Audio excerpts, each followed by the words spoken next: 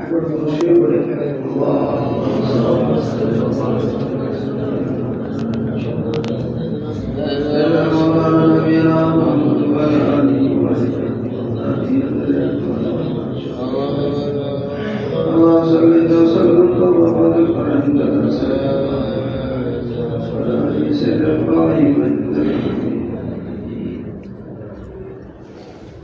نحمده ونصلي على رسوله الكريم أما بعد أعوذ بالله من الشيطان الرجيم بسم الله الرحمن الرحيم يا أيها الذين آمنوا اتقوا الله وكونوا مع الصادقين قال الله تعالى في موضع آخر يا أيها الذين آمنوا أطيعوا الله وأطيعوا الرسول وأولي الأمر منكم فقال رسول الله صلى الله عليه وسلم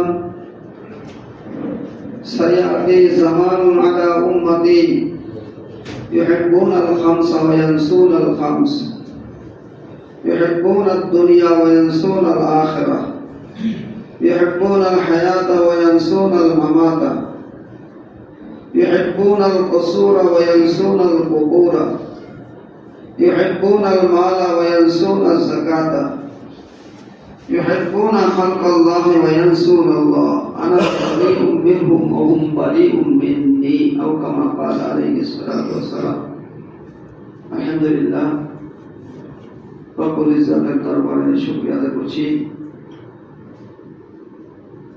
যে মহান আল্লাহ তাআলা আমাদেরকে আল্লাহর হুকুম জুমার নামাজ আদায় করার জন্য আল্লাহ তাআলার ঘরে এসে বসার তৌফিক দান করেছেন।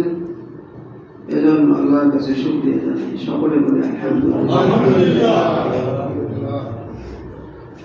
আমরা সবসময় বয়ানের শুরুতে আল্লাহর শুকর আদায় করি। সব ওলামা একরাম সবাই শুকরিয়া আদায় করে। আসলে বান্দা যদি আল্লাহ পাকের শুকর আদায় না করে, শুকর এমন একটা আমল, আল্লাহ কোরআনে পাকের মধ্যে বলছেন লা ইন শাকারতুম লাযীদান্নাকুম। পৃথিবীর মানুষ তোমরা যদি আমার নেয়ামতের শুকরিয়া আদায় করো তবে আমি আমার নেয়ামত তোমার উপর আরো বৃদ্ধি করে দেব, বাড়াই দেব। সুবহানাল্লাহ।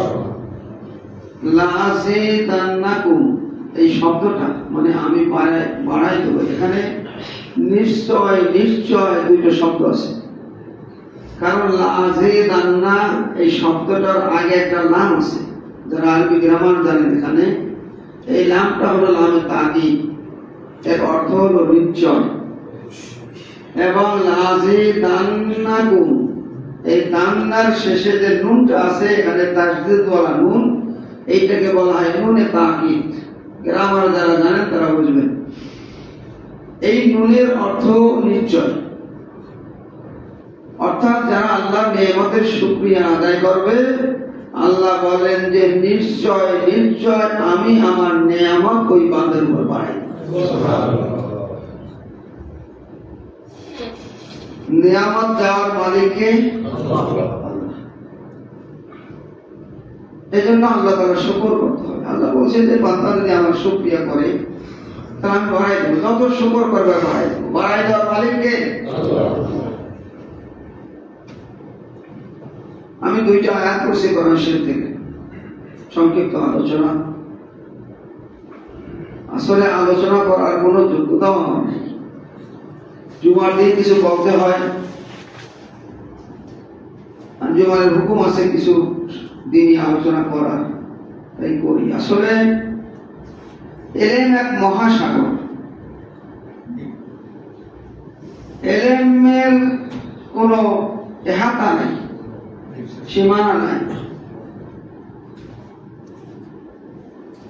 আল্লাহ কোরআনের মধ্যে বলছেন ওমা উতিতুম মিনাল ইলমি ইল্লা কালিলা। আল্লাহ বলেন তোমাদেরকে যে ইলম দিয়েছি সে ইলম হলো সীমিত। মনে করেন একটা হাত কতটুকু লম্বা, আমার এই হাতটা যতটুকু লম্বা আছে এই হাতের কাছে যেটা পাবো আমি সেটা ধরতে পারবো, কিন্তু হাতের বাহিরে যেটা আছে সেটা সম্পর্কে আমার কোনো এলেম নাই। এজন্য আমাদের এলেম বা আমাদের জ্ঞান, মানুষের জ্ঞান সীমিত, আর আল্লাহর এলেম অগণিত।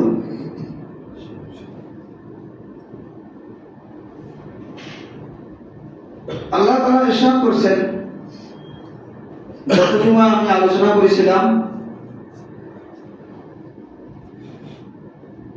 নফস বিমার এবং তার ইসলাহ সম্পর্কে আলোচনা করার কথা বলছিলাম, যে নফসের রোগ, নফসের মধ্যে রোগ হয়। মানুষের দেহের মধ্যে দেহের একটা রোগ আছে। শরীরের যেমন রোগ হয়, শরীরটা বস্তু, এটা দেখা যায়, ধরা যায়, ছোঁয়া যায়, কিন্তু মানুষের এই দেহটাকে পরিচালনা করার জন্য ভিতরে একটা রোগ আছে, এটা কিন্তু দেখা যায় না। প্রত্যেকের ভিতরে এই রোগটা আছে। রোগটা থাকলে ওই মানুষটা জেন্দা, ওই মানুষটা নড়ে, চড়ে, কথা বলে, সবকিছু তার জ্ঞান উপলব্ধি করতে পারে, কিন্তু সেই রোগটাকে ধরা যায় না। কিন্তু এই দেহের যেমন রোগ আছে, ওই যেটা দেখা যায় না, ধরা যায় না, যেটা আত্মা, রূপ, পরমাত্মা, তারও একটা রোগ হয়, রোগ আছে, সেও রোগা হয়, তারও সুস্থতা অসুস্থতা আছে। আমাদের বডিটা, আমাদের দেহটা, এটা আল্লাহ মাটির দ্বারা সৃষ্টি করছেন। কিসের দ্বারা? মাটি। আর আমাদের দেহের মধ্যে যে রূহটা আছে, এই রূহটা মাটির সৃষ্টি না, এটা কোরআনের মধ্যে আছে, এটা আল্লাহ পাকের নূর, আল্লাহ পাকের একটা হুকুম। কুলির রূহু মিন আমরি রাব্বি। এটা দেখা যায় না, আল্লাহকে যেমন দেখা যায় না, এটাকেও দেখা যায় না, কিন্তু উপলব্ধি করা যায়, উপলব্ধি করা যায়। দেহ মাটির দ্বারা সৃষ্টি হয়েছে। মাটির দেহ যদি অসুস্থ হয়, তার চিকিৎসা করে মাটি থেকে উৎপন্ন হয়তো কোনো গাছপালা, লতা পাতা, না হয় খনিজ পদার্থ, মাটি থেকে উৎপন্ন বস্তু দ্বারা এই মাটির দেহের চিকিৎসা হয়। যত চিকিৎসা বলেন, এলোপ্যাথি বলেন, আর হোমিওপ্যাথি বলেন, আর ইউনানি বলেন, আর যাই বলেন না কেন, সমস্ত এই মাটির দেহের চিকিৎসা মাটি থেকে উৎপন্ন বস্তু দ্বারাই তার চিকিৎসা করা হয়।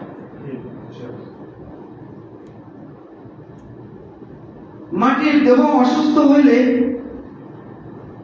কি করে বুঝি আমরা? নিশ্চয় আমাদের রোগ লক্ষণ আছে, লক্ষণ দ্বারা বুঝি। হ্যাঁ, বলে এটা, এই দেহ অসুস্থ হয়ে গেলে দেহের যে খোরাক আছে, এই খোরাকটা দেহের কাছে ভালো লাগে না।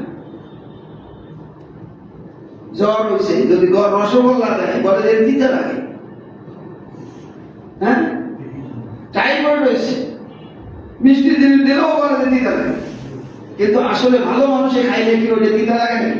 ও বলবো তো মিষ্টি লাগে।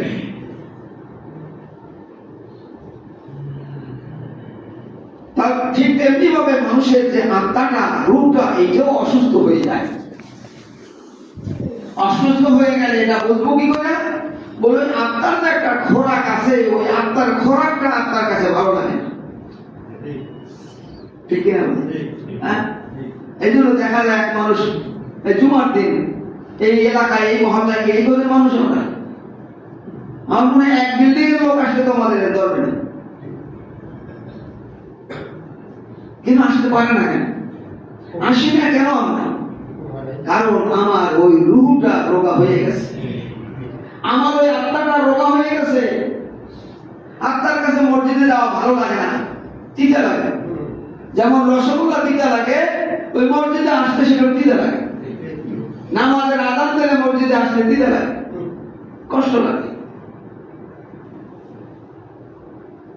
কিন্তু আমাদের যাদের জ্ঞান আছে, তারা বুঝি যাদের হক জ্ঞান, যে যে ঘরে থাকলো সেই ব্যক্তি উত্তম, না যে আল্লাহর ঘরে আসলো সেই ব্যক্তি উত্তম?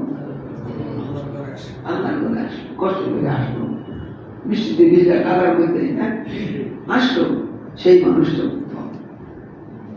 সে আসলো কেন? তার ওই রূহটা, আত্মাটা হয়তো রোগ আছে, সবার রোগ সমান না, কি বলবে? হ্যাঁ, কারো দেহের উপর মোহর মেরে দিয়েছে। খাতামাল্লাহু আলা কুলুবিহিম ওয়া আলা সামইহিম ওয়া আলা আবসারিহিম গিশাওয়া, যার কারণে তারা ঈমান আনতে পারে না। সেই কাফের মুশরিক আবু জাহেল, উতবা, শাইবা ঈমান আনতে পারে না। খাতামাল্লাহু আলা কুলুবিহিম, তাদের কলমের উপর সিল মেরে দিয়েছে। আর যাদের আমাদের এই আফসা আফসা দেখি রোগ একটু কম আছে, কোন রোগ, হ্যাঁ, বলে তারা আমরা আসতে পারি। আবার অনেকের দেহ সুস্থ, অনেকের দেহ সুস্থ, বলে যার দেহটা সুস্থ লাগে, সুস্থ আছে, যার দেহটা সুস্থ আছে, তার খোরাকটা তার কাছে ভালো লাগে, আর যত খাপ সে হজম হয়ে যায়, তার কাছে টিকা লাগে না। ঠিক তেমনি ভাবে যাদের আত্মাটা সুস্থ আছে, অনেক মানুষ এমন আছে তারা 24টা ঘন্টা কিভাবে, আর এই 24টা ঘন্টা কিভাবে সে আল্লাহর রেজামন্দির জন্য, আল্লাহকে খুশি করার জন্য কাজ করবে, সেই মেহনতে, সেই চিন্তা সে থাকে। হ্যাঁ, সে ফরজ নামাজ পড়ে, সুন্নাত পড়ে, ওয়াজিব পড়ে, নফল পড়ে, আওয়াজ পড়ে, সাজ পড়ে, তারপর আর দিলে হুজুর আর কোনো নামাজ আছে নাকি? আর কোন ইবাদত আছে? আর কোন কিছু আছে? আর একজনে ওই ফরজ নামাজ পড়তে পারে না, তার ভালো লাগে না, কারণ দেহটা রোগা। সেদিন কতটুকু আলোচনা করছিলাম যে ওই রোগা দেহটাকে চিকিৎসা করা দরকার। দরকার কি দরকার না? আমরা অসুস্থ হয়ে গেলে তাড়াতাড়ি, আমরা ধানমন্ডি এলাকার মধ্যে থাকি, তাই না? চতুর্পাশে হাসপাতাল, চতুর্দিকে খালি ডাক্তার আর ডাক্তার, ডাক্তার করা হবে। তাড়াতাড়ি কোথায় যাবো? সেন্টারে যাবো না কোন জায়গায় যাবো? তাড়াতাড়ি ল্যাবরেটে যাবো, কোথায় যাবো? তাড়াতাড়ি যাই। তাহলে আমাদের শরীরে রোগ হলে যেমন ডাক্তারখানায় যাই, চিকিৎসা করার জন্য যাই, তাহলে দেহটা যেটা আমার অন্তরটায় আল্লাহর কাছে ভালো লাগে না, আল্লাহর হুকুম ভালো লাগে না, ইবাদত ভালো লাগে না, তাহলে আমাদের ওই দেহটার একটা চিকিৎসা আছে। এই জন্য আমি যে আয়াতখানা পড়ছি, আল্লাহ বলছেন ইয়া আইয়ুহাল্লাযীনা আমানু তাকুল্লাহা ওয়া কুনু মা'আস সাদিকিন। হে ঈমানদার বান্দারা, আল্লাহকে ভয় করো। ভয় কাকে করতে হবে? আল্লাহকে। আমরা আল্লাহকে ভয় করি না, আসলে বাস্তবে ভয় করি না। ভয় করলে আল্লাহর হুকুম নিয়মিত মানতাম আমরা। হ্যাঁ, আল্লাহ বলেন ইত্তাকুল্লাহ, আল্লাহকে ভয় করো, ওয়া কুনু মা'আস সাদিকিন।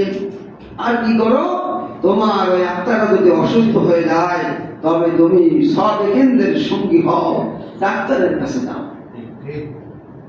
দেহ অসুস্থ হলে যেমন ডাক্তারের কাছে যাও, তোমার অন্তরটা যদি ভালো লাগে না আল্লাহর ইবাদত, তখন তুমি একজন ভালো ডাক্তারের কাছে, অর্থাৎ ওই রুহানি চিকিৎসকের কাছে যাও।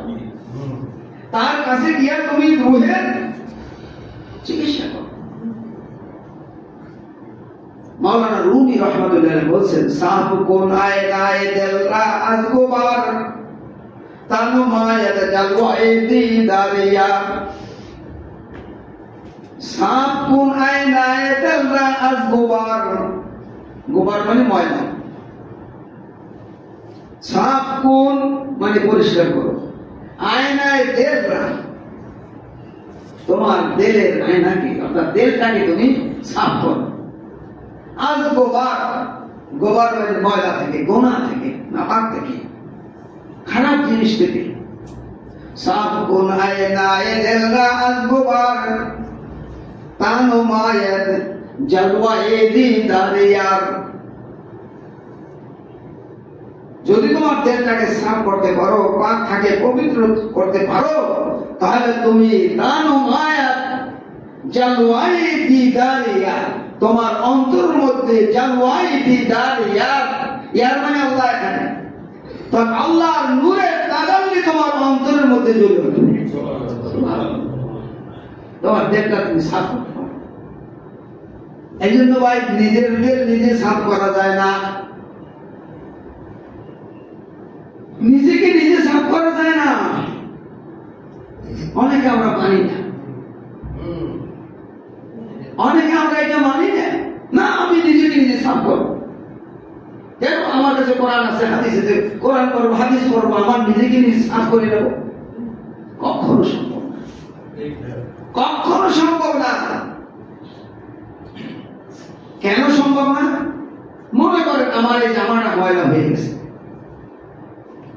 আপনার জামাটা ময়লা হয়ে গেছে, এই ময়লা জামাটাকে পুকুরের ঘাটে কাটলার উপর রেখে আসলেন, উপরে একটা সাবান রেখে আসলেন, আপনার জামাটা কি পরিষ্কার হবে?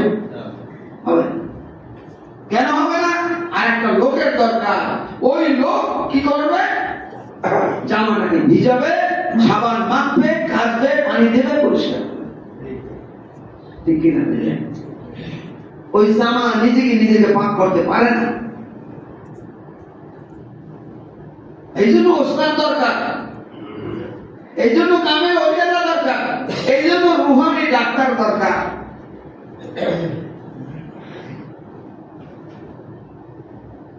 मौलाना रूमी रहमतुल्लाह বলেন, खाही के शवाद तेरे तू जो आए ना दासिर बेरुकुन अन अजदरुने सिना। खाही के शवाद तेरे तू जो आए ना, তুমি যদি তোমার তেলটাকে আয়নার মতো পরিষ্কার করতে চাও, দহকুন দহসিজ বেরুকুন আজদরুনে সিনা, 10টা জিনিস তোমার সিনার থেকে তুমি বের করে দাও। 10টা কুড়ি, 10টা খারাপ জিনিস, গান থেকে জিনিস, খারাপ অভ্যাস তোমার ভিতর থেকে তুমি বের করে দাও, আর আস্তে আস্তে তোমার দেহটা পবিত্র হবে। হযরত আব্দুল কাদের জিলানী রাহমাতুল্লাহ বলেন যে একজন মানুষ যখন দুনিয়ায় আসে, বা একজন মানুষ যখন আল্লাহওয়ালা থাকে, পবিত্র থাকে, গুনাহ থেকে পাক থাকে, ওই মানুষের দেহটা পরিষ্কার আয়নার মতো থাকে। একটা উদাহরণ তিনি দিয়েছেন আব্দুল কাদের জিলানী রাহমাতুল্লাহ, তিনি ওলি আল্লাহ ছিলেন তিনি, যে আয়না যখন পরিষ্কার থাকে, অনেকের এই সমস্ত আলোচনা আবার বিভিন্ন প্রকার মন্তব্য করে। কারণ একটা ছেলে ক্লাস 2-তে পড়ে, 3-তে পড়ে, ওই ছেলেকে যদি বীজগণিত পড়ান, বীজগণিত অঙ্ক আছে না, বীজগণিত অ্যালজেব্রা, এই বীজগণিত যদি একটা ছেলে 2-3-তে পড়ে, তাহলে যদি পড়াইতে যান তাহলে ওই ব্যক্তি বলবে বুঝবি না। আপনি যত বড় মাস্টার দিয়া একেবারে বাংলাদেশের সবচেয়ে বড় চিত্র নিয়ে আসেন, তারপর একজন 2-3-র একটা ছেলেকে আপনি শিক্ষা দেবেন, ও বোঝে না। একটা নাবালেক ছেলেকে, নাবালেক সন্তানকে যদি, নাবালেককে যদি আপনি বিবাহের বাসর রাতের সেই সুখের কথা বলতে চান, তাহলে লোকে বুঝবে বুঝবে না। ওই যোগ্যতা হাসিল করতে হবে, ওই যোগ্যতা হাসিল করার না পর্যন্ত সে বুঝবে না।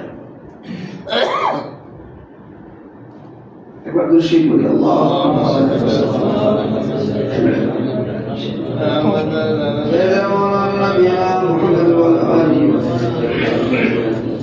كما صلينا وسلم وبارك عليه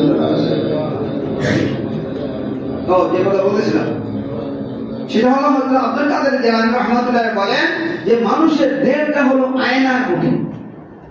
আয়না যদি পরিষ্কার থাকে তাহলে আয়নার মধ্যে চেহারা দেখা যায়, চেহারা দেখা যায়। আয়নার পিছনে, আয়নার চেহারা কেন দেখা যায়? আয়নার পিছনে যদি পায়রা থাকে, এই যে আয়না, সাদা আয়না কিন্তু দেখা যায় না, ভালো দেখা যায় না, একটু হাফসা হাফসা অল্প দেখা যায়, কিন্তু পিছনে যদি পায়রা লাগান থাকতো, পারক পারক,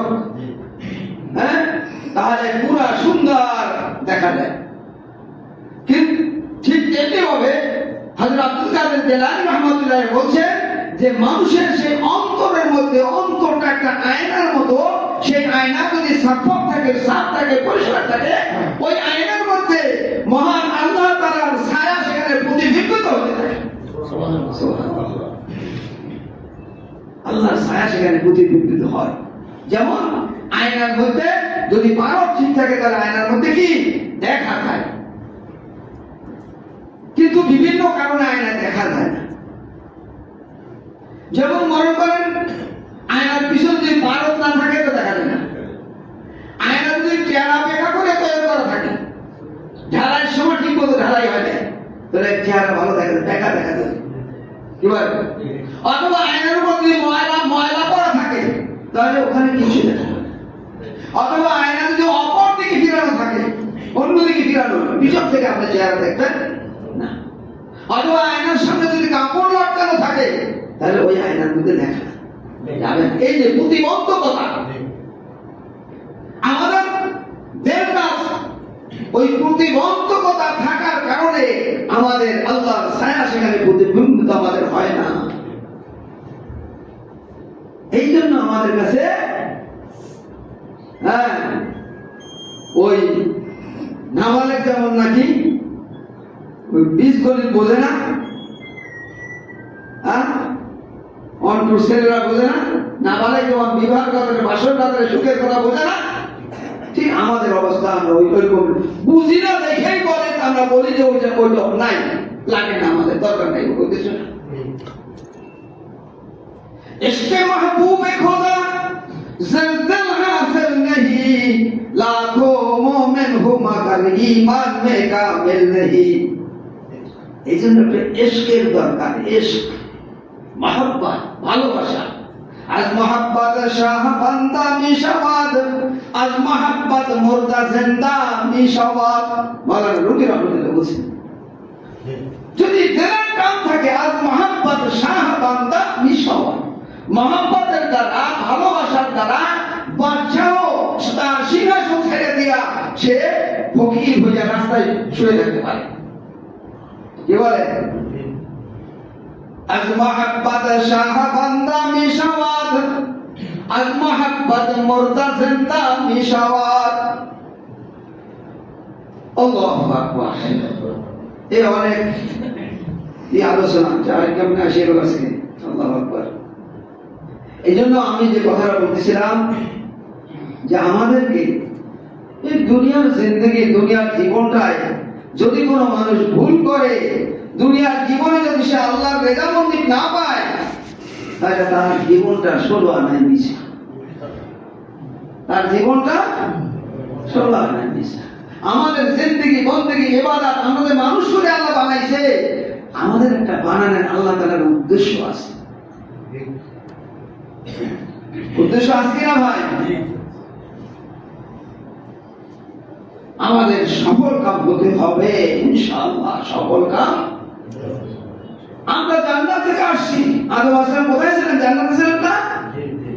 এই মানুষ ফারিকুন ফিল জান্নাতে ওয়া ফারিকুন ফিন নার, একদল জান্নাতে যাবে, একদল জাহান্নামে যাবে। দুনিয়ার জীবনটা কিন্তু ক্ষণস্থায়ী, আখিরাত হলো চিরস্থায়ী। এইটা মনের মধ্যে, এই নবী রাসূল ওলামারা আসছে, নবী রাসূল আসছে দুনিয়ার মানুষকে এই কথাটা বোঝাবার জন্য যে দুনিয়া ক্ষণস্থায়ী। ইয়াউমা লা ইয়ানফাউ মালু ওয়ালা বানুন ইল্লা মান আতাল্লাহা বিকলবিন সালিম। আল্লাহ বলেন কোরআনের মধ্যে, স্মরণ করো সেই দিনের কথা, যেই দিন তোমার মাল তোমার কোনো কাজে আসবে না, ওয়ালা বানুন, এবং তোমার বেটা তোমার কাজে আসবে না। সম্পদ, মানুষ দুনিয়ায় দুইটা জিনিসের অহংকার করে, একটা ধনবান, একটা জনবল। ধনের অহংকার করে আর জনের অহংকার করে। আমার এত ভোটার আছে, এত সমর্থ আছে, আমার বাড়িতে আমার বংশে এত লাঠি, আমার ছেলে অমুক মন্ত্রী, এই সেই কত কিছু। এই যে এই সমস্ত মানুষের অহংকার করে। আল্লাহ বলেন লা ইয়ানফাউ মালু ওয়ালা বানুন, মৃত্যুর পরে জিন্দেগিতে এই সম্পদ তোমার কোনো কাজে আসবে না, তোমার এই জনবল আর এই ভোটার তোমার কোনো উপকারে আসবে না। কিন্তু একটা জিনিস তোমার কাজে আসবে, ইল্লা মান আতাল্লাহা বিকলবিন সালিম। তুমি যদি দুনিয়া থেকে তোমার কলবকে, তোমার অন্তরকে কলবে সালিম করে নিয়ে যেতে পারো, সুবহানাল্লাহ।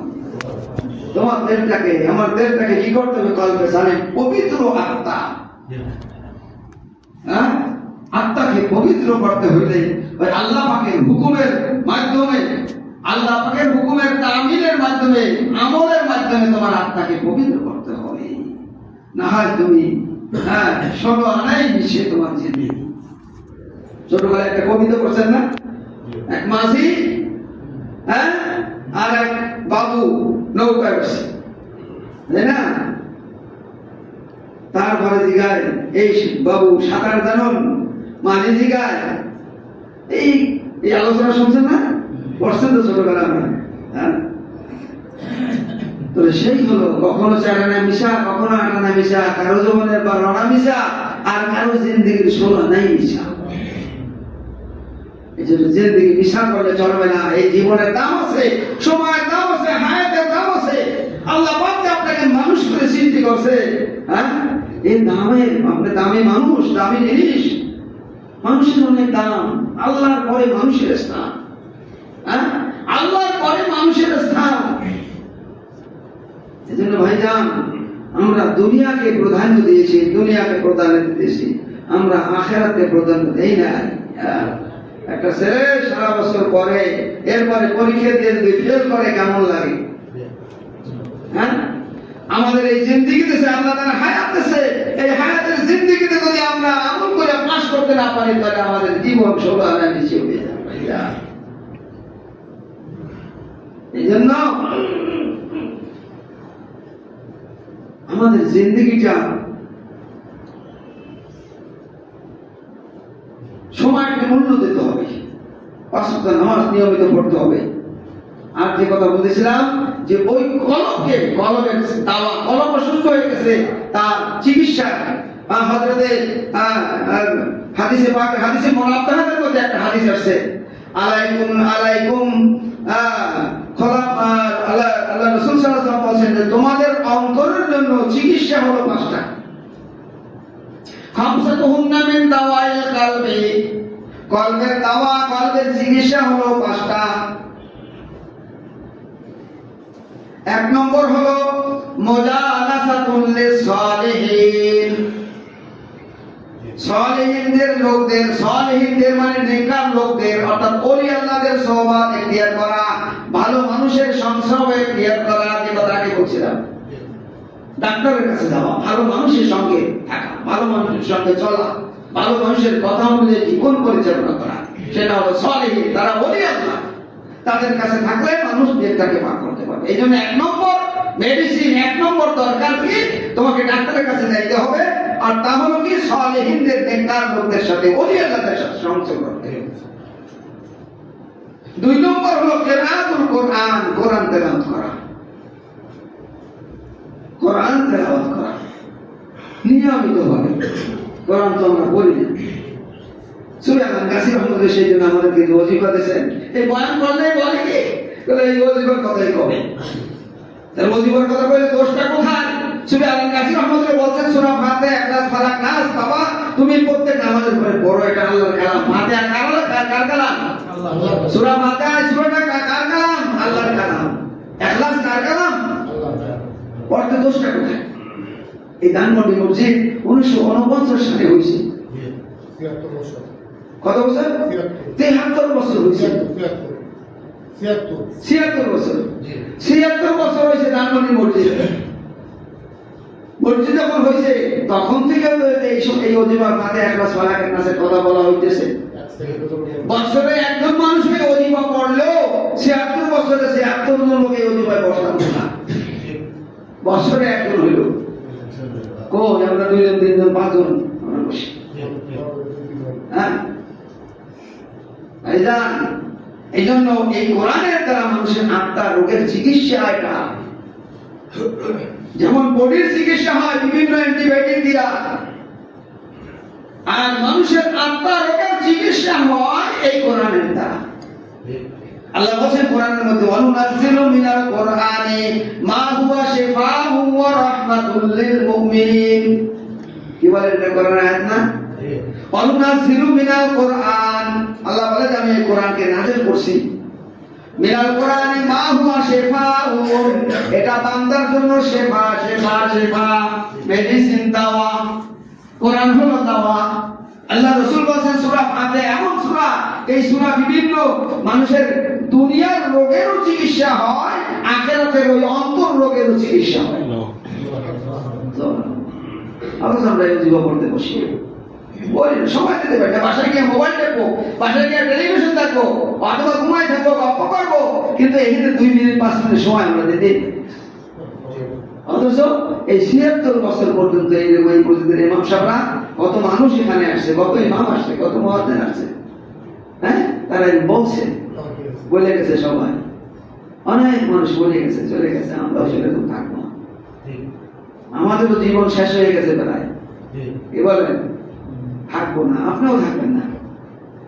কিন্তু এমনটা যদি আপনি করেন, লক্ষ লক্ষ মানুষের দোয়া পাবেন আপনি, লক্ষ লক্ষ মানুষ দৈনিক 5 বার বলবে, আল্লাহ এই আমল যারা বর্তমান করতেছে, পূর্বে করেছিল, ভবিষ্যতে করবে, আল্লাহ সবাই বর্তমান রহমত বাড়াই দাও।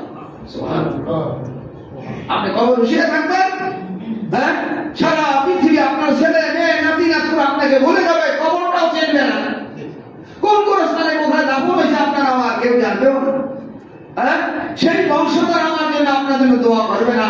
কিন্তু এই আমলটা তারা বর্তমান করতেছে, সারা পৃথিবীতে 26টা ভাষায় আমল করতেছে, তারা দোয়া করবে, আল্লাহ এই আমল যারা বলিয়া দুনিয়া থেকে চলে গেছে তাদের উপর তোমার রহমত বাড়াই দাও, যারা আছে তাদের উপর বাড়াই দাও। সুবহানাল্লাহ। আল্লাহ আমাদেরকে এই আমলগুলি করার তৌফিক দান। আমিন। বলি আল্লাহর সাহায্যে একজন মানুষ জান্নাতি হোক। এই যে জায়েজ ওটা জায়েজ ওটা না জায়েজ, আরে যারা না জায়েজ আরে এই করি, ওরা নয় জায়েজ না জায়েজ নিয়ে তারা থাকবে, সারা জীবনে জায়েজ না জায়েজ নিয়ে থাকবে, আমল জন্য কপালে জড়বে না, আমল কপালে জড়বে না, জায়েজ না জায়েজ নিয়ে থাকতে হবে। আর যারা আল্লাহর প্রিয় বান্দা, হ্যাঁ, তারা এরকমের ভাবে ছোট ছোট আমল করে তার দামি হয়ে যায়, তাদের মাপ হয়ে যাবে। আমাদের বলে সাধারণ মানুষ দেখলে মানুষ সালাম দিতে না, ওই সমস্ত মানুষকে আমাদের নাজাত পেয়ে যাবে, সাধারণ সাধারণ মানুষ।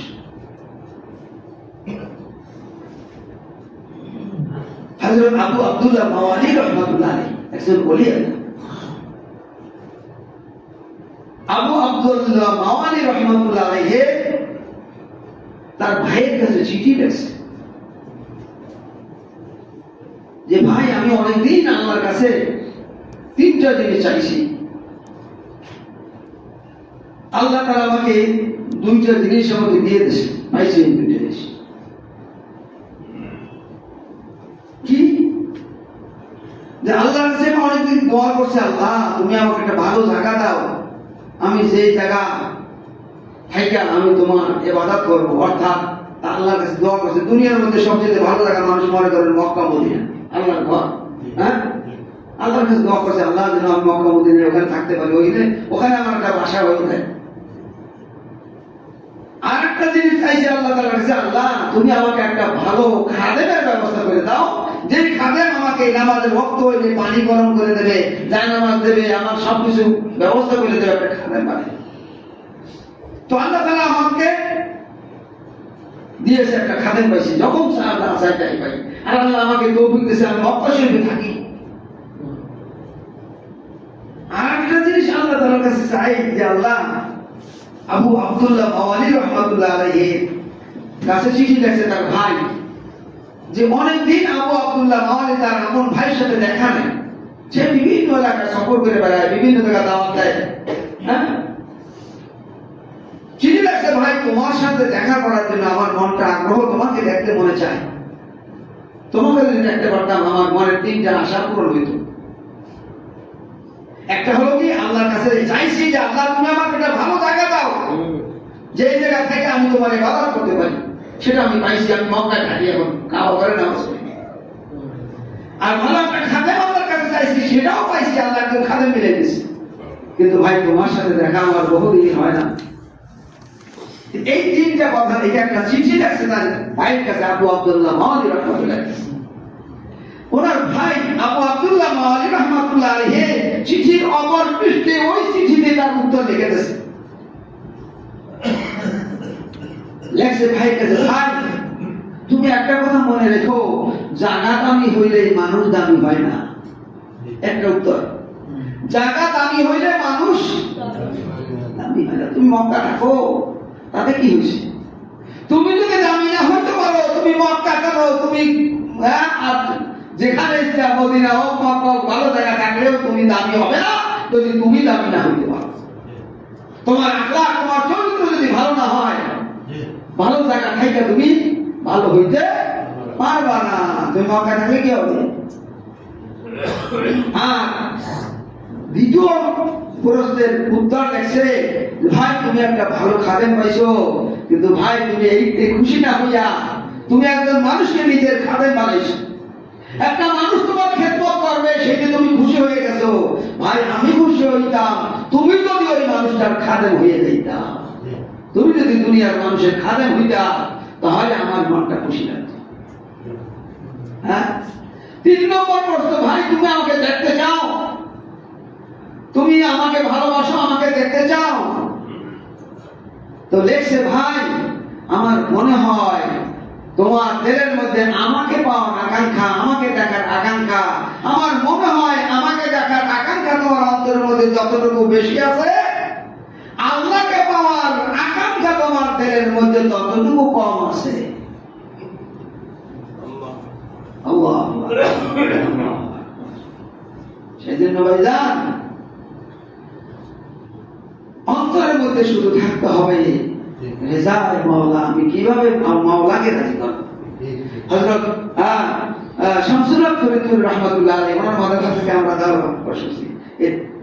লালবাগ মাদ্রাসা প্রতিষ্ঠাতা, উনি যেখানে ইবাদত করে ওইখানে উপর লেখা আছে, তুমি দুনিয়ার সব কিছু পেয়েছো কিন্তু আল্লাহকে পাও নাই, তবে মনে করো তুমি কিছু পাও নাই। আর তুমি দুনিয়ার কিছু পাও নাই কিন্তু আল্লাহকে পাইছো, আল্লাহর খুশনুদি রেজামতে আল্লাহকে রাজি করতে পারছো, মনে করো তুমি সব পেয়ে গেছো। আল্লাহ পাক আমাদেরকে আল্লাহর রেজামতি করার তৌফিক দান করুন। যারা সুন্নাত পড়ে যায়, যারা সুন্নাত, তারা কাতা সোজা করে চাইবে, যে কথা কাতা সোজা করে আমরা গায়ে